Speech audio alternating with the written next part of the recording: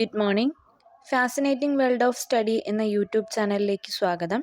ഇന്ന് നമ്മൾ പഠിക്കാൻ പോകുന്നത് കോൺസ്റ്റിറ്റ്യൂഷൻ എന്ന് പറയുന്ന ഭാഗത്തെ ലിസ്റ്റുകളെ പറ്റിയിട്ടാണ്. Union list, state list, concurrent list എന്നിങ്ങനെയുള്ള പോർഷൻസുകളെ പറ്റിയിട്ടാണ് പഠിക്കാനായിട്ട് പോകുന്നത്. അപ്പൊ union list, state list, concurrent list എന്തൊക്കെയാണ്, ഈ പറയുന്ന ഓരോ ലിസ്റ്റിലും ഉൾപ്പെടുന്ന കാര്യങ്ങൾ എന്തൊക്കെയാണെന്നൊക്കെയാണ് നോക്കാനായിട്ട് പോകുന്നത്. ഇപ്പോൾ union list, state list, concurrent list, ഈ ലിസ്റ്റ് ഉൾപ്പെടുന്നത് നമ്മൾ നേരത്തെ പഠിച്ചു. ഷെഡ്യൂൾ ആൻഡ് അമെൻമെന്റ് പഠിച്ചപ്പോൾ നമ്മൾ പറഞ്ഞതാണ് 7th ഷെഡ്യൂളിലാണ് function of union list, state list, concurrent list എന്നിവയെ പറ്റി പരാമർശിക്കുന്നത് എന്ന് നമ്മൾ ഓൾറെഡി പഠിച്ചതാണ്.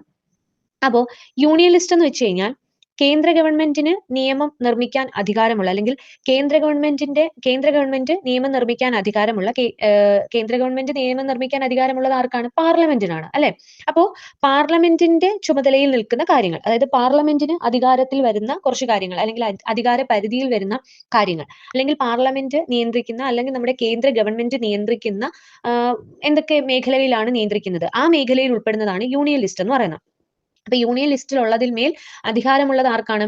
നിയമം സ്ഥാപിക്കാനൊക്കെ ഉള്ള അധികാരമുള്ളത് ആർക്കാണ്? ഈ പറയുന്ന കേന്ദ്ര ഗവൺമെന്റിനാണ് അധികാരമുള്ളത്. അതേസമയം സ്റ്റേറ്റ് ലിസ്റ്റിലേക്ക് വന്നാൽ സ്റ്റേറ്റ് ലിസ്റ്റിന്മേലുള്ള നിയമങ്ങൾ എടുക്കുന്നതും അതിനുമേൽ അധികാരമുള്ളതും അതുമായിട്ട് ബന്ധപ്പെട്ടിട്ടുള്ള കാര്യങ്ങളും ഒക്കെ ചെയ്യേണ്ടത് ആരാണ്? അതത് സ്റ്റേറ്റ് ഗവൺമെന്റ് ആണ്, അതത് സംസ്ഥാന ഗവൺമെന്റ് ആണ്, സംസ്ഥാന സർക്കാരാണ് അതുമായിട്ട് ബന്ധപ്പെട്ട കാര്യങ്ങളെല്ലാം നോക്കി നടത്തേണ്ടത്. അതേസമയം കൺകറന്റ് ലിസ്റ്റ് എന്ന് പറയുമ്പോൾ ഈ പറയുന്ന സ്റ്റേറ്റ് ലിസ്റ്റിലും യൂണിയൻ ലിസ്റ്റിലും ഉൾപ്പെടാത്ത കുറച്ച് കാര്യങ്ങൾ, അപ്പൊ അതാണ് കൺകറന്റ് ലിസ്റ്റിൽ വരുന്നത്. അതിൽ ഈ പറയുന്ന രണ്ട് ആൾക്കാർക്കും, അതായത് കേന്ദ്ര ഗവൺമെന്റിനും അതത് സംസ്ഥാന ഗവൺമെന്റിനും ഒരുപോലെ അധികാരമുള്ളതാണ് കൺകറന്റ് ലിസ്റ്റിലുള്ള കാര്യങ്ങൾ എന്ന് പറയുന്നത്. ഇപ്പൊ കൺകറന്റ് ലിസ്റ്റ് രണ്ടു പേർക്കും അധികാരമുള്ളതാണ്. പക്ഷേ ഇതൊക്കെ പറയുമെങ്കിലും അതിനകത്ത് മെജോറിറ്റി ആർക്കായിരിക്കും എപ്പോഴും? കേന്ദ്ര ഗവൺമെന്റിനായിരിക്കും. ഏതെങ്കിലും ഒരു സാഹചര്യത്തിൽ സംസ്ഥാന ഗവൺമെന്റിന് ആയിട്ട് ബന്ധപ്പെട്ട് എന്തെങ്കിലും കോൺഫ്ലിക്റ്റുകളൊക്കെ വന്നു കഴിഞ്ഞാൽ കൺകറന്റ് ലിസ്റ്റിന്മേലുള്ള അന്തിമ അധികാരം ആർക്ക് തന്നെയാണ്? കേന്ദ്ര ഗവൺമെന്റിന് തന്നെ ആയിരിക്കും. അതുകൂടി ഒന്ന് ആലോചിച്ച് വെച്ചിരിക്കുക. യൂണിയൻ ലിസ്റ്റിൽ ഏറ്റവും കൂടുതൽ വിഷയങ്ങളുള്ളത് യൂണിയൻ ലിസ്റ്റിലാണ്. ഏകദേശം 100 വിഷയങ്ങൾ യൂണിയൻ ലിസ്റ്റിലുണ്ട്. 1950 ജനുവരി 26 നമ്മൾ റിപ്പബ്ലിക് ആവുന്നു. ഇന്ത്യൻ കോൺസ്റ്റിറ്റ്യൂഷൻ നിലവിൽ വരുന്ന സമയത്ത് 97 വിഷയങ്ങൾ മാത്രമേ, സബ്ജക്റ്റുകൾ മാത്രമേ യൂണിയൻ ലിസ്റ്റിൽ ഉൾപ്പെടുത്തിയിരുന്നുള്ളൂ. പിന്നീട് 3 കൂടി ആഡ് ചെയ്തിട്ട് 100 നിലവിലിപ്പോൾ ഉണ്ട്. അതേസമയം സ്റ്റേറ്റ് ലിസ്റ്റിൽ ആദ്യം 61 ഉള്ളായിരുന്നു. പിന്നീട് കൂട്ടിച്ചേർത്ത് ഇപ്പൊ നിലവിൽ 66 സ്റ്റേറ്റ് ലിസ്റ്റിലുള്ള വിഷയങ്ങൾ, സബ്ജക്റ്റുകൾ എന്ന് പറയുന്നത്. അതേസമയം കൺകറന്റ് ലിസ്റ്റിൽ ആദ്യം 52 ഉണ്ടായിരുന്നു. പിന്നീട് കുറച്ച് 47 ആക്കി മാറ്റിയപ്പം കൺകറന്റ് ലിസ്റ്റിൽ ഇപ്പൊ നിലവിൽ 47 ഉള്ളൂ. 47 വിഷയങ്ങളെ പറ്റിയിട്ടാണ് കൺകറന്റ് ലിസ്റ്റ് അധികാരപരിധി ഉള്ളത്. ഇതിൽ നമ്മൾ ഓൾറെഡി ഷെഡ്യൂൾസ് ആൻഡ് അമെൻമെന്റ്സുകൾ പഠിച്ചപ്പോൾ, പ്രത്യേകിച്ച് അമെൻമെന്റ് പഠിച്ചപ്പോൾ നമ്മൾ പറഞ്ഞതാണ് 42ാം ഭരണഘടനാ ഭേദഗതി. ആ ഭേദഗതി പ്രകാരം കുറച്ചെണ്ണം ഈ പറയുന്ന സ്റ്റേറ്റ് ലിസ്റ്റിലുള്ള കുറച്ചെണ്ണം നമ്മൾ മാറ്റി. ഏതിലോട്ട് മാറ്റി എന്നൊക്കെ പറഞ്ഞു? കൺകറന്റ് ലിസ്റ്റിലേക്കൊക്കെ മാറ്റി എന്നൊക്കെ പറഞ്ഞു. അത് ആ ക്ലാസ് കണ്ട് പഠിച്ചു വെക്കണം കേട്ടോ. ഇനി നമ്മൾ പറഞ്ഞു യൂണിയൻ ലിസ്റ്റ് ഉണ്ട്, സ്റ്റേറ്റ് ലിസ്റ്റ് ഉണ്ട്, കൺകറന്റ് ലിസ്റ്റ് ഉണ്ട്. അപ്പൊ ഇതിൽ ഏറ്റവും വലുത്, അല്ലെങ്കിൽ ഏറ്റവും കൂടുതൽ കാര്യങ്ങൾ ഉൾപ്പെടുത്തുന്നത്, അല്ലെങ്കിൽ ഏറ്റവും വൈഡ് ആയിട്ടുള്ളത് ഏത് തന്നെയാണ്? യൂണിയൻ ലിസ്റ്റ് ആണ്. അപ്പം അധികാരപരിധി കേന്ദ്ര ഗവൺമെന്റിനുള്ളതും ഏറ്റവും വൈഡ് ആയിട്ടുള്ളതും യൂണിയൻ ലിസ്റ്റ് ആണ്. ഓക്കെ, അത് കഴിഞ്ഞിട്ട് വരുന്നത് ഏതാണ്? സ്റ്റേറ്റ് ലിസ്റ്റ് ആണോ? അല്ല, കൺകറന്റ് ലിസ്റ്റ് ആണ് വരുന്നത്. അപ്പൊ യൂണിയൻ ലിസ്റ്റ് കഴിഞ്ഞാൽ കുറച്ചുകൂടി വൈഡ് ആയിട്ട് വരുന്നത് കൺകറന്റും, ഏറ്റവും ഒരു ഇത് കുറവെന്ന് പറയുന്നത് സ്റ്റേറ്റ് ലിസ്റ്റും ആണ്. അങ്ങനെ ഒരു സ്റ്റേറ്റുമായിട്ട് ബന്ധപ്പെട്ട കാര്യങ്ങൾക്ക് മാത്രമേ സ്റ്റേറ്റ് ലിസ്റ്റിൽ ഇൻക്ലൂഡഡ് ആയിട്ട് വരത്തുള്ളൂ. അപ്പൊ ആ രീതിയിൽ അതിന്റെ ഒരു പാറ്റേൺ ഓർത്ത് വെച്ചേക്കാം.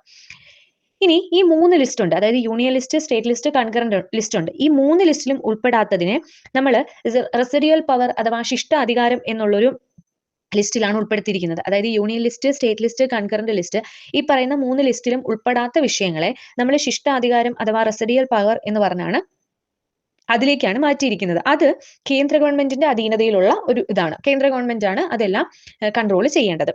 ഓക്കെ, ശിഷ്ടാധികാരം, അതുപോലെ സൈബർ നിയമങ്ങൾ, ഇതെല്ലാം വരുന്നത് ആർട്ടിക്കിൾ 248 പ്രകാരമാണ്. അപ്പൊ ശിഷ്ടാധികാരം എന്ന് പറയുന്നത് ആർട്ടിക്കിൾ 248 പ്രകാരമാണ്.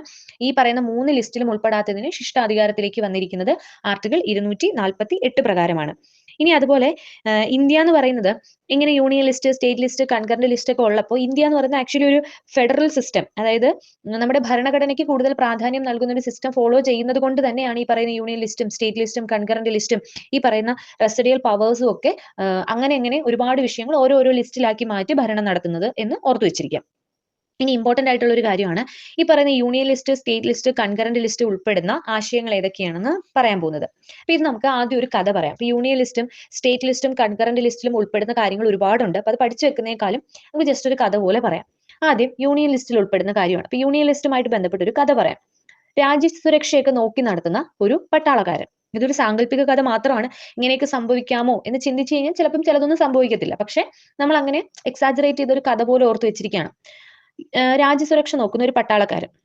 അപ്പൊ ആ പട്ടാളക്കാരൻ എന്താണ് ഈ പറയുന്ന ബോർഡറിൽ നിൽക്കുകയാണ്. അപ്പം നമ്മുടെ ഇന്ത്യയുടെ പ്രതിരോധം അതാണ് ഈ പറയുന്ന പട്ടാളക്കാരൻ എന്ത് ചെയ്യുന്നത് നോക്കുന്നത്. അപ്പൊ രാജ്യസുരക്ഷയും ഇന്ത്യയുടെ പ്രതിരോധവും അതാണ് ഈ പട്ടാളക്കാരൻ എന്ത് ചെയ്യുന്നത് മെയിൻ ആയിട്ട് ഫോക്കസ് ചെയ്യുന്നത്. അപ്പോ രാജ്യത്തുള്ള എല്ലാ ജനങ്ങളെയും ഇങ്ങനെ സുരക്ഷയോടുകൂടി സംരക്ഷിച്ചുകൊണ്ട് നിൽക്കുന്ന ഈ പട്ടാളക്കാരൻ ഒരു ലോട്ടറി എടുക്കുകയാണ്. ഓക്കെ. അപ്പൊ ലോട്ടറി എടുക്കുന്നു. ലോട്ടറി എടുത്ത് നോക്കിയ സമയത്ത് എന്ത് ചെയ്യുന്നു? ലോട്ടറി അടിച്ചിരിക്കുന്നു. ലോട്ടറി അടിച്ചു എന്ന് മനസ്സിലാക്കി. അപ്പൊ ഈ പട്ടാളക്കാരൻ എന്ത് ചെയ്യുന്നുണ്ട്?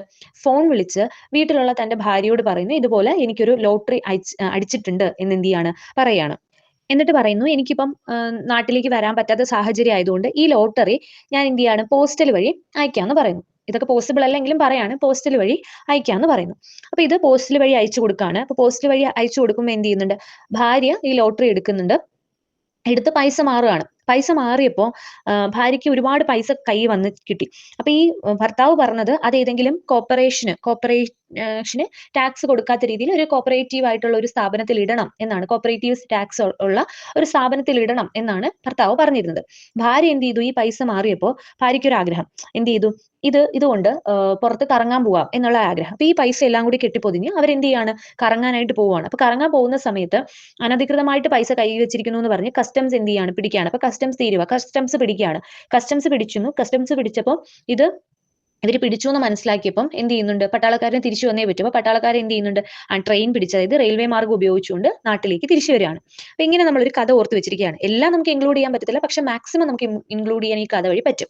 അതായത് നമ്മൾ പറഞ്ഞത് പ്രതിരോധം, രാജ്യസുരക്ഷ, അതായത് രാജ്യസുരക്ഷയും പ്രതിരോധവും ഒക്കെ നോക്കുന്ന പട്ടാളക്കാരൻ എന്നാണ് പറഞ്ഞത്. അപ്പൊ പ്രതിരോധം, രാജ്യസുരക്ഷ അത് യൂണിയൻ ലിസ്റ്റിൽ വരുന്നതാണ്. അതുപോലെ തന്നെ രാജ്യത്തെ എല്ലാ ജനങ്ങളെയും ഉൾപ്പെടുത്തുന്ന ഒരു ഡേറ്റ് ഏതാണ്? സെൻസസ് ആണ് അല്ലെ? അപ്പൊ സെൻസസ് എന്ന് പറയുന്നത് യൂണിയൻ ലിസ്റ്റിൽ ഉൾപ്പെടുന്നതാണ്.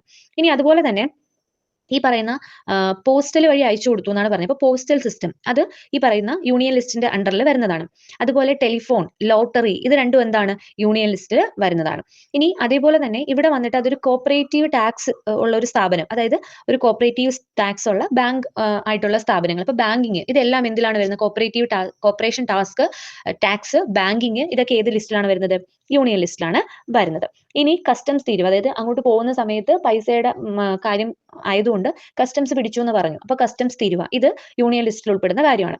ഇനി അതുപോലെ ട്രെയിൻ എടുത്ത ആള് തിരിച്ചു വന്നു നാട്ടിലേക്ക്, പട്ടാളക്കാരൻ നാട്ടിലേക്ക് വന്നു, അതായത് റെയിൽവേ ബോർഡ് എന്ന് പറയുന്നത് അണ്ടർ യൂണിയൻ ലിസ്റ്റ്, അത് യൂണിയൻ ലിസ്റ്റിൽ വരുന്നതാണ്. ഇനി അതുപോലെ തന്നെ ഇന്ത്യക്ക് പുറത്തുള്ള തീർത്ഥാടനം അത് യൂണിയൻ ലിസ്റ്റിലാണ്. ഈ കൂട്ടത്തിൽ നമ്മൾ കഥ പോലെ പറയാത്തതാണ് ഇന്ത്യക്ക് പുറത്തുള്ള തീർത്ഥാടനം. അതുപോലെ ന്യൂക്ലിയർ ഗവേഷണം, ബഹിരാകാശ ഗവേഷണം ഇതെല്ലാം യൂണിയൻ ലിസ്റ്റിൽ വരുന്നതാണ്. അപ്പൊ യൂണിയൻ ലിസ്റ്റിൽ വരുന്ന കാര്യങ്ങളെല്ലാം നമുക്ക് ഒന്നുകൂടി പറയാം.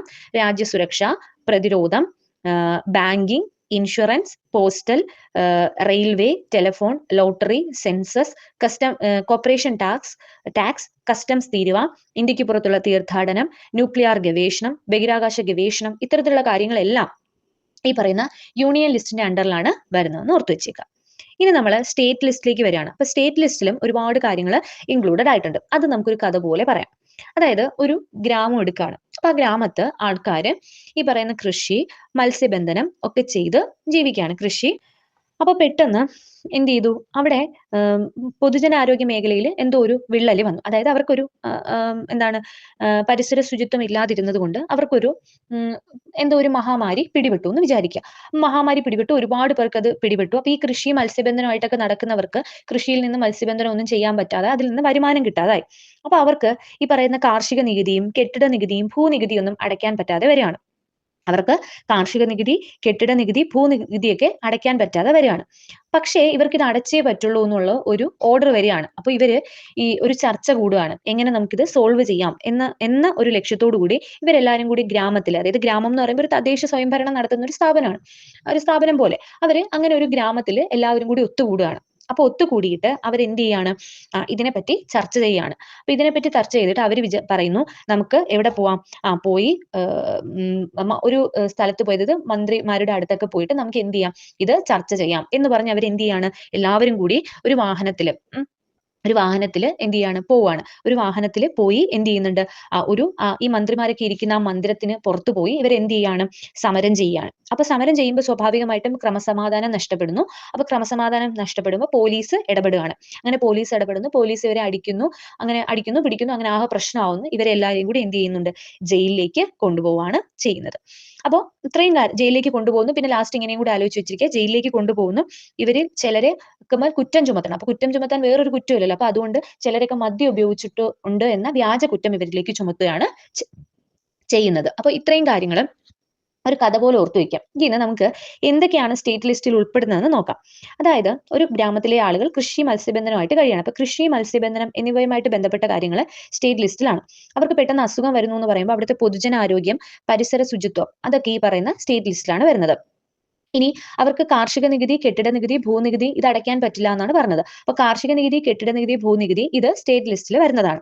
ഇനി അവരൊരു തദ്ദേശ സ്വയംഭരണമായിട്ട് ഒരുമിച്ച് ചേരുവാണ്. അപ്പൊ തദ്ദേശ സ്വയംഭരണം എന്ന് പറയുന്ന ആശയം സ്റ്റേറ്റ് ലിസ്റ്റിലാണ് വരുന്നത്.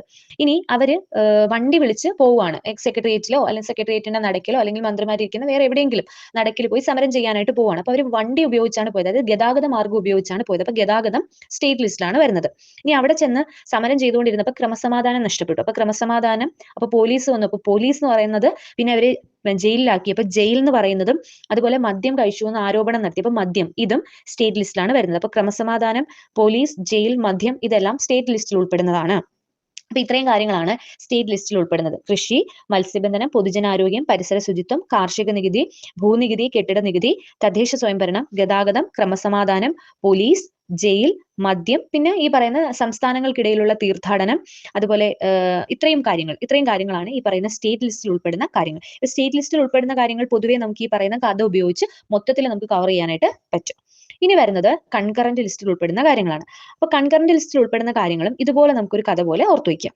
അതായത് ഇത് രണ്ട് ആൾക്കാരുടെ കഥയാണ്. അപ്പൊ രണ്ടാൾക്കാർ കല്യാണം കഴിക്കുന്നു, വിവാഹം ചെയ്യുന്നു. അപ്പൊ വിവാഹം ചെയ്തിട്ട് അവരൊരു ഫാമിലി ആയിട്ട് മാറി. അപ്പം സ്വാഭാവികമായിട്ട് അവർ രണ്ടുപേരും ഒരുമിച്ചിരുന്ന് ഫാമിലി പ്ലാനിങ് നടത്തുകയാണ്. അപ്പൊ ഫാമിലി പ്ലാനിങ് മാത്രം മതിയോ? പോരെ, ഫാമിലി പ്ലാനിങ് വേണം. പോപ്പുലേഷൻ എങ്ങനെ കൺട്രോൾ ചെയ്യണം, അത് കുട്ടികളുമായിട്ട് ബന്ധപ്പെട്ട കാര്യങ്ങൾ, അങ്ങനെ പ്ലാനിങ് വേണം. ഇനി കുട്ടികളുമായിട്ട് ബന്ധപ്പെട്ടാണെങ്കിൽ അവരുടെ എഡ്യൂക്കേഷനുമായിട്ട് ബന്ധപ്പെട്ട കാര്യങ്ങൾ അവർ പ്ലാൻ ചെയ്യുന്നുണ്ട്.